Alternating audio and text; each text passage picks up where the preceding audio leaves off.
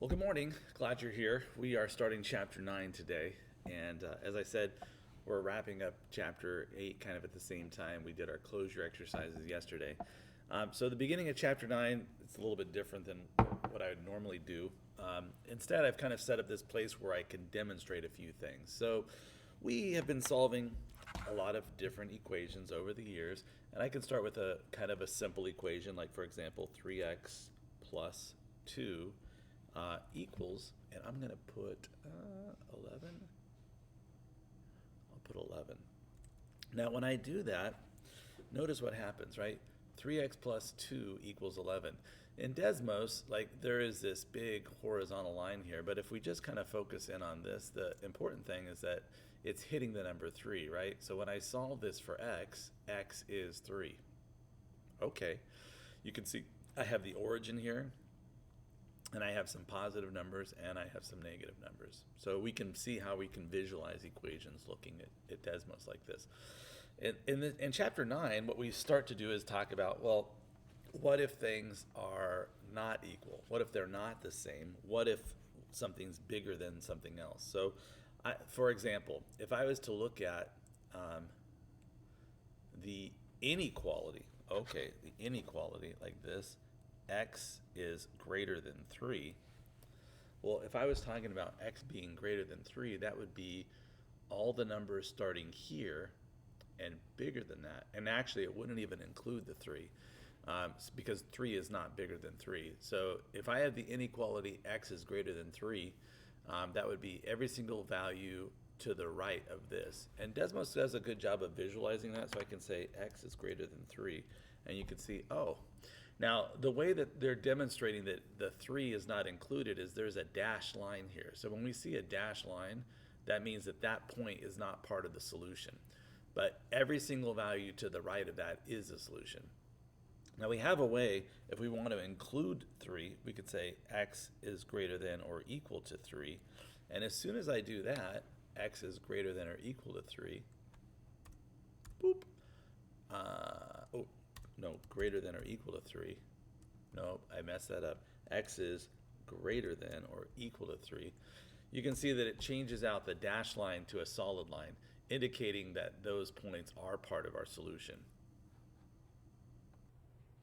So it turns out that Desmos is a pretty nice place. Actually, this is GeoGebra, I'm sorry. Is a nice place to visualize inequalities. So for this one, x is greater than or equal to negative 2. I anticipate that there's going to be a line right here at negative 2. It will be a solid line indicating that negative 2 is included, and it'll be everything to the right of that. And if I just type that in, x greater than or equal to negative 2, I get exactly that result. I could have this compound inequality. It says x's are those things that are greater than or equal to negative 1, but also less than or equal to positive 4. So this inequality has a lot of solutions. There are a lot of values of x that make that true. And we can see all of them if I type negative 1 less than equal to x less than equal to 4. So any value, right, including 0, 1, 2, 3, 3.6, 3.725. 4 is included. It's a solid line, as is negative 1. So all the values in this range are solutions, things that make this inequality true. When I see this inequality too, this is an and statement. So clearly lots of values are less than 4, right? In fact, way over here, this value, negative 5, is less than positive 4. But it's not just this, right? It's not enough to be less than 4. This statement says two things have to be true. X has to be greater than negative 1, and it has to be less than negative 4. So the only place where both conditions are true is in between here. And that's the significance of this compound inequality. When I see these things written like this, I can also rewrite it using the word and, because both properties have to be true. So let's take a look at something that involves the word or.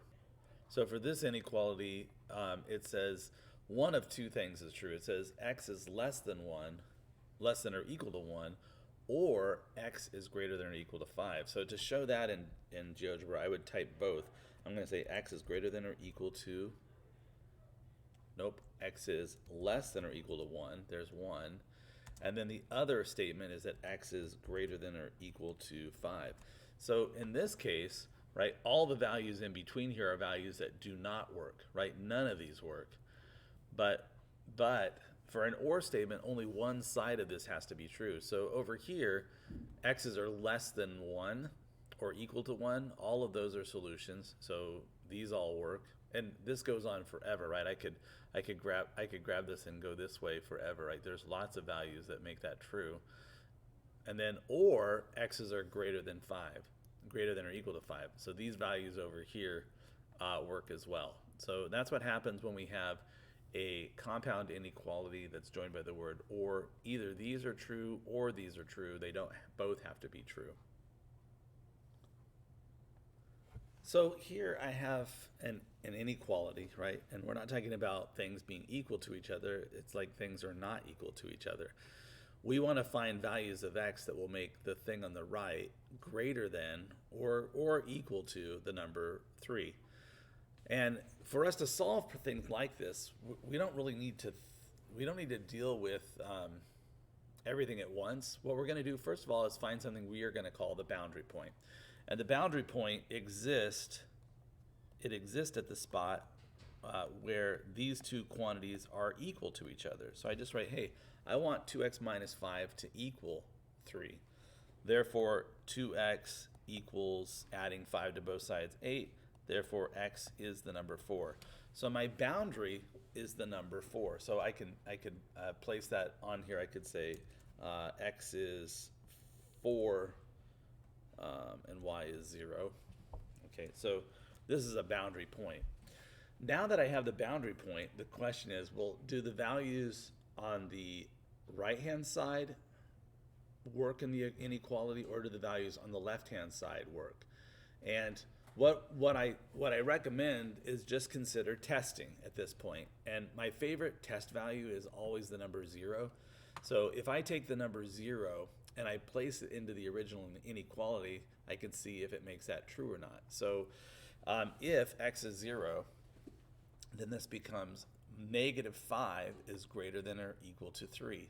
Well, that's not true. -5 is not greater than, -5 is not equal to 3. So it is impossible for the values on this side to work. So that means that my solutions are all those things on the right-hand side, to the right of 4. And I can verify that in Desmos by just typing the 2x minus 5 is greater than or equal to 3. And as soon as I do that, you can see, yeah, definitely the number 4 is included. That was my boundary line, boundary point, and everything to the right of that is a solution. So let's summarize that with one more example. How do we solve a linear inequality like this?